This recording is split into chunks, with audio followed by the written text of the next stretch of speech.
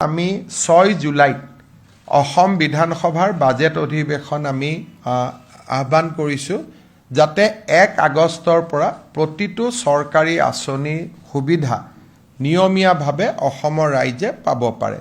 বিধানসভাৰ অধিৱেশন এখন আহ্বান কৰিবলৈ এমাহৰ নটিচ লাগে, গতিকে আজি 4 তাৰিখ 6 জুলাইত আমি পাতিব খুজিছোঁ আৰু 6 জুলাইৰ ভিতৰত বাজেট হ'লে 28-29 জুলাইত পাছ হৈ যাব।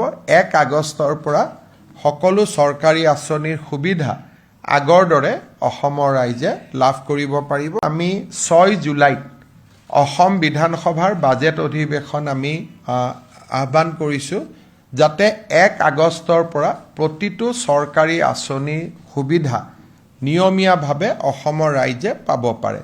বিধানসভাৰ অধিৱেশন এখন আহ্বান কৰিবলৈ এমাহৰ নটিচ লাগে, গতিকে আজি 4 তাৰিখ 6 জুলাইত আমি পাতিব খুজিছোঁ আৰু 6 জুলাইৰ ভিতৰত বাজেট হ'লে 28-29 জুলাইত পাছ হৈ যাব। 1 আগষ্টৰ পৰা সকলো চৰকাৰী আঁচনিৰ সুবিধা আগৰ দৰে অসমৰ ৰাইজে লাভ কৰিব পাৰিব।